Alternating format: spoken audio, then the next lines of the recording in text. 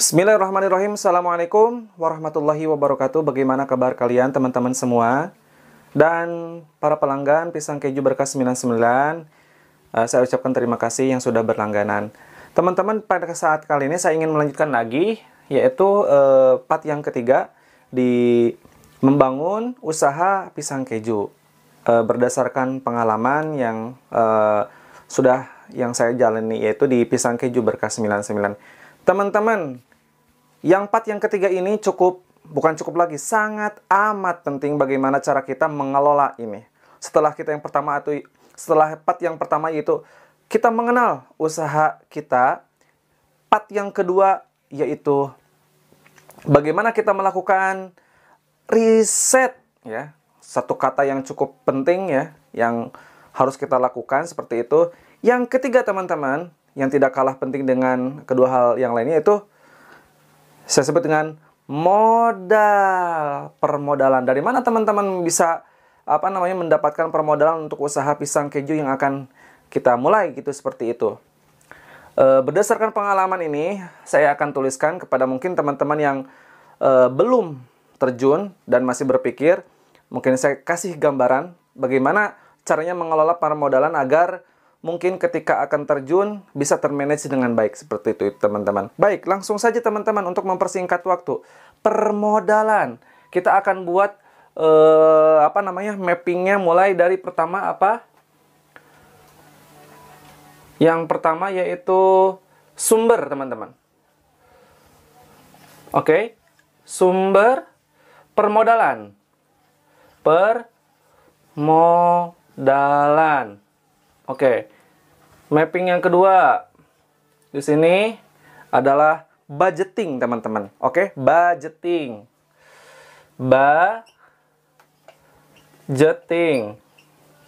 toh anggaran, teman-teman. Oke, anggaran. Oke, yang selanjutnya nih, teman-teman. 3, alokasi, ya, atau pos, ya. Alokasi, teman-teman. Masya Allah. Kita ganti aja dengan yang hitam. Alokasi, teman-teman. Atau pos, ya. Kemana uang itu mengalir, seperti itu, teman-teman. Nah, di part ini, sumber permodalan, budgeting, dan alokasi dana ini, seperti itu, saya akan bahas ketiganya ini. Semoga teman-teman tidak men-skip video ini sampai akhir. Khususnya mungkin teman-teman yang baru akan memulai usaha di bidang pisang keju, atau juga ini insya Allah akan bermanfaat di usaha-usaha street food yang lain atau UMKM yang lain. Baik, teman-teman, langsung saja sumber permodalan. Kalau saya alhamdulillah, atas izin Allah, memang sumber permodalannya dari tabungan saya sendiri. Oke, kita beredel aja langsung ya, teman-teman. Sumber permodalan dari mana aja? Oke, kita sebut aja satu-satu, ya. Sendiri atau tabungan. Oke, sendiri, ya, kita sebut sendiri, teman-teman. Ini hasil nabung nih kayaknya nih. Yang udah nabung sih udah niat, teman-teman, kan? Seperti itu. Seperti itu. Ini 100%, ya. Kita sebut aja 100% permodalan sendiri, oke? Yang kedua, teman-teman, ya. Yang kedua, sumber permodalan yang kedua yaitu kemitraan, ya. Bisa jadi karena mungkin teman-teman uangnya tidak apa yang sebut aja tidak banyak, seperti itu, ya. Ada juga ada, tapi tetap ada keperluan lain. Jadi kita sebut aja kemitraan, ya. Kemitraan, teman-teman. Ini mungkin 50-50 lah, ya. 50-50. Dengan siapa ini, teman? Bisa dengan teman, ya. Dengan saudara, ya. Seperti itu, ya. Kemitraan. Yang ketiga, dimodalin, ya. Dimodalin. Nah, teman-teman nggak punya uang. Dimodalin mungkin. Siapa tahu ada saudara atau kakak atau adik yang mau modalin uang usaha kita. Seperti itu. 100% dimodalin. Ya. Ini kalau misalkan di Islam namanya mudorobah, teman-teman, ya. Mudorobah, ya. Seperti yang terakhir, teman-teman. Nah, pinjam ke lembaga keuangan. Ini kalau udah mepet banget, ya. Ini pilihan paling terakhir nih, seperti itu, teman-teman, ya. Pinjam, ya. Pinjam, teman-teman. Pinjam. LKS saja, ya, kita sebut, ya, lembaga keuangan, ya, LK, lembaga keuangan, ya, mana aja, ya, mau perbankan, mau koperasi, ya, Kalau Islam ada perbankan syariah atau koperasi syariah, terserah teman-teman mau kemana seperti itu. Akan tetapi teman-teman, saya titip buat teman-teman, jangan sampai mendapatkan sumber pendanaan dari pinjaman online atau Ternyata di hari ketiga setelah dia menghubungi itu terjadilah yang disebutnya SMS blast ke hampir semua kontak saya, terutama yang terakhir saya hubungi ya, maksudnya. Jadi kayaknya dia bisa baca siapa-siapa aja orang-orang yang terakhir saya chat gitu loh. Karena rata-rata yang menerima adalah kurang lebih 10 orang yang ada di chat WhatsApp saya. Dari mana ia mendapatkan pinjol? Sekali lagi, itu bukan solusi teman-teman. Jangan sampai teman-teman mendapatkan sumber permodalan untuk pisang keju kita dari pinjaman online teman-teman. Jangan sampai ya. Titip nih. Pinjol, jangan sampai deh ya. Pinjol. Aduh. Ini saya titip, jangan teman-teman, jangan sampai. Karena sudah banyak ya, sudah banyak kasus orang-orang yang kena jebakan ya, kena jebakan bunga-bunga janji-janji manis, ternyata janji beji busuk dari pinjaman online. Jadi langsung aja ya teman-teman, saya ulangi lagi, sumber pendanaan bisa dari diri sendiri, hasil nabung ya. Bisa dari kemitraan, kalau teman-teman nggak punya uang ya 50-50 ya dengan saudara. Kemudian bisa dimodalin saudara ya kalau udah berubah. Atau pinjaman ke lembaga keuangan. Nah, keempat ini memiliki konsekuensi dan pertanggungjawabannya masing-masing. Di antara 1, 2, 3, dan 4, kira-kira posisi teman-teman ada di mana nih? Apa ide-idenya sudah di kepala, sudah membuncah, sudah matang seperti itu, ya? Udah pengen terrealisasikan seperti itu. Kemudian juga pesaing juga belum ada seperti itu. Nah, kira-kira ketika teman-teman mau mengekspos produk teman-teman, nah kira-kira teman-teman mau yang mana? Apakah sendiri, kemitraan, dimodalin, atau pinjaman lembaga keuangan? Tapi jangan sampai ke pinjol ya. Titip, jangan sampai ke pinjol. Yang kedua teman-teman, di budgeting anggaran. Nah, kita coba beredel. Kira-kira berapa anggaran yang dibutuhkan untuk sebuah kedai usaha di pisang keju? Ini menurut pengalaman saya nih teman-teman. Yuk, kita bagi kedua bagian. Ada fixed cost dan yang kedua adalah variable cost. Kita sebut fixed cost, teman-teman. Oke, fixed cost ini adalah biaya yang benar-benar tetap. Tidak bisa tidak bisa diulang-ulang seperti itu ya. Kayak beli roda ya, seperti itu kita sebut aja langsung lah biar cepet ya. Fixed cost misalkan roda nih teman-teman ya. Roda. Nih, pengalaman saya bikin roda di ukuran 180 dikali 80 dikali 170 cm. Itu harganya kurang lebih 3, juta all in misalkan kan, seperti itu. Lalu peralatan ya, sebut aja peralatan teman-teman. Sebut aja 1 juta ya. 1 juta. 1 juta ini termasuk ada penggorengan teman-teman seperti itu. Ada panci segala macam, boleh lah 1 juta. Kemudian wajan besar. Wajan, misalkan ya, wajan. Saya beli di Tokopedia harga 220.000 teman-teman. Lalu teman-teman, ada wajan, ada peralatan, ada roda. Oh iya, kompor custom ya. Kompor custom misalkan ya. Itu harganya saya bikin 300.000 teman-teman ya. Ya dengan bahan yang seadanya ya, seperti itulah. Oke, untuk fixed cost nih teman-teman, untuk roda, ada peralatan, wajan, segala macam. Ini kita hitung semuanya. Ini adalah 3, juta ditambah 4.700.000, 4.700.000 ditambah 220,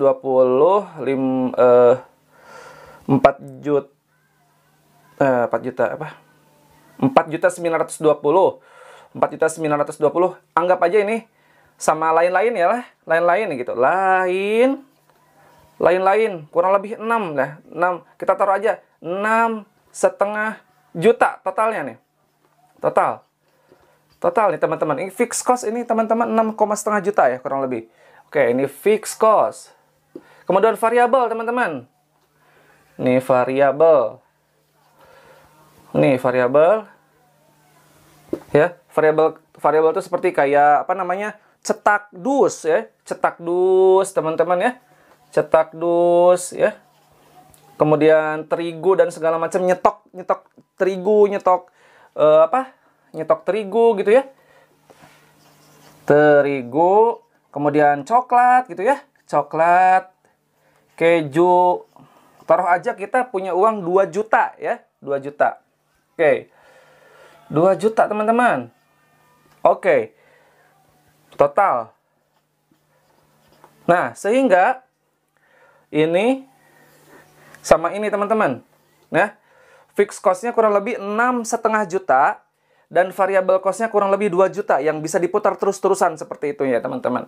Ini kalau kita totalin kurang lebih teman-teman membutuhkan dana kurang lebih 8,5 juta. Nah, ini menurut pengalaman saya ini segini kurang lebih teman-teman. 8,5 juta.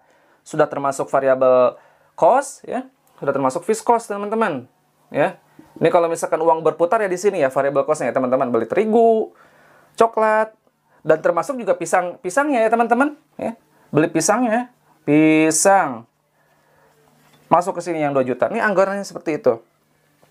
Ketahuan kan? Sekarang sumber pendanaannya dari mana? Lalu budgetingnya, total kurang lebih 8,5 juta.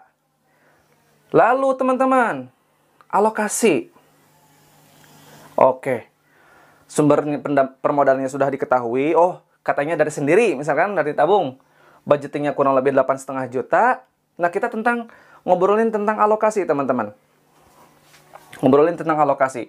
Kira-kira, andaikan teman-teman misalkan kita ambil yang ini, teman-teman. Nah, yang sendiri. Teman-teman sudah nabung kurang lebih 1 tahun atau berapa tahun seperti itu. Terkumpullah uang 15 juta. Misalkan ada uang tabungan 15 juta. Seperti itu ya. Nih. Kira-kira sama teman-teman, ini mau dipakai semua apa tidak? Nah, jawabannya adalah jangan, teman-teman. Seperti itu. Nah, kalau misalkan kita kita bikin sebuah lingkaran, ini kurang lebih seperti ini, teman-teman. Nah,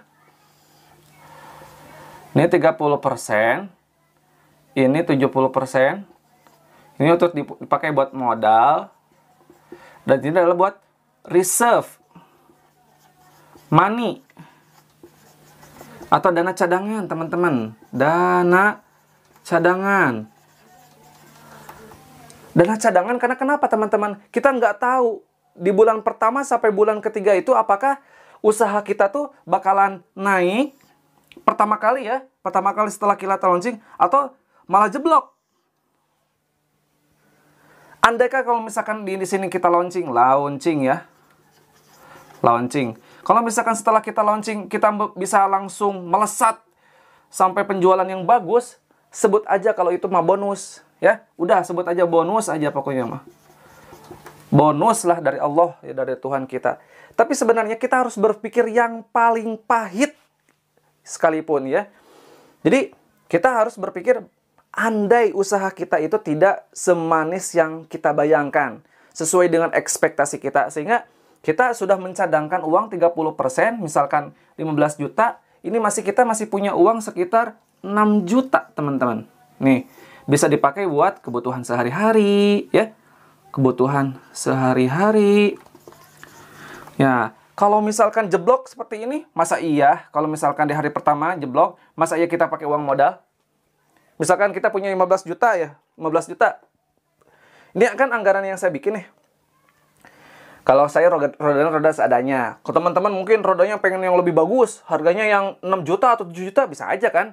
Harganya lebih mahal seperti itu. Uangnya dihabisin. Uangnya benar-benar dihabisin. Jangan dihabisin. Jangan jebrol, teman-teman. Harus ada reserve money. Intinya siklus perdagangan teman-teman, khususnya di pisang keju, bisa jadi kita bisa lihat di bulan pertama, bulan kedua, dan bulan ketiga, teman-teman ya. Bulan 1, bulan kedua, bulan ketiga. Nah, si dana cadangan ini kalau bisa menghidupi kita di bulan 1, kedua, ketiga. Kalau bisa tidak dipakai dulu uang modal itu, biar berputar dulu. kita cek lagi apa yang kurang, apa segala macam, teman-teman, seperti itu. Oke ya teman-teman ya. Seperti itu. Baiklah teman-teman, inilah kurang lebih part yang paling penting menurut saya ini teman-teman. Sangat sensitif ya, sangat sensitif banget tentang modal ini. Karena usaha tanpa modal ya nggak akan bergerak, seperti itu ya teman-teman. Jadi saya ulang lagi teman-teman, di part ketiga ini, yaitu permodalan. Sumber permodalnya teman-teman mau ambil dari mana? Apakah sendiri? Apakah kemitraan? Dimodalin? Kalau dimodalin ini, pertanggungjawabannya besar nih teman-teman, seperti itu. Atau pinjam ke lembaga keuangan, ya bisa jadi kan, seperti itu. Kalau pinjam lembaga keuangan, wah kita penjualan hariannya harus bagus nih teman-teman, seperti itu. Kalau saya ini sih, kalau saya saranin teman-teman, kalau misalkan memang ini, teman-teman bisa pertama ini sendiri menabung dulu teman-teman. Ya, kemitraan ya lumayan lah. Dimodalin juga. Tapi kalau misalkan pinjaman lembaga keuangan, kalau udah mepet-mepet banget, kita udah nggak ada solusi, kita harus kita punya sertifikat apa segala macam, motor segala macam, ya bismillah lah aja, tawakal ala Allah. Oke teman-teman, ya ini yang terpenting adalah teman-teman harus menyisihkan dana cadangan dari tabungan teman-teman. Jangan sampai dihabiskan semua. Berekspektasi terlalu tinggi itu juga mengerikan ya teman-teman, karena kita udah yakin produk kita bagus, bakalan bombastis gitu, seperti itu. Ternyata konsumen belum bisa menerima produk pisang keju kita, seperti itu. Oke. Jadi kalau misalkan teman-teman punya dana atau tabungan 15 juta, pakai saja kurang lebih 9 juta buat modal, sisanya buat reserve mati atau dana cadangan untuk kehidupan kita untuk di bulan pertama sampai bulan ketiga, seperti itu. Sambil teman-teman mengevaluasi per bulannya, kenapa nih menurun? Kalau langsung naik melesat, top, alhamdulillah, berarti kan memang produk teman-teman bisa diterima oleh masyarakat, khususnya untuk pisang keju, seperti itu. Baiklah teman-teman, itu saja mungkin yang dapat saya sampaikan di berbagi membangun usaha di pisang keju di channel Wahyu Heriawan. Khususnya di part ketiga ini tentang permodalan. Saya doakan kepada teman-teman yang sudah menabung ya untuk di bidang pisang keju ini, semoga bisa terrealisasi. Dan teman-teman yang lainnya yang sedang yang sedang usaha di bidang pisang keju, saya doakan juga bisa lancar, laris manis, Tanjung Timpul. Barang habis, uang pun ngumpul. Baik, terima kasih teman-teman. Sampai jumpa di episode selanjutnya. Saya Wahyu Heriawan. Assalamualaikum warahmatullahi wabarakatuh. Bye.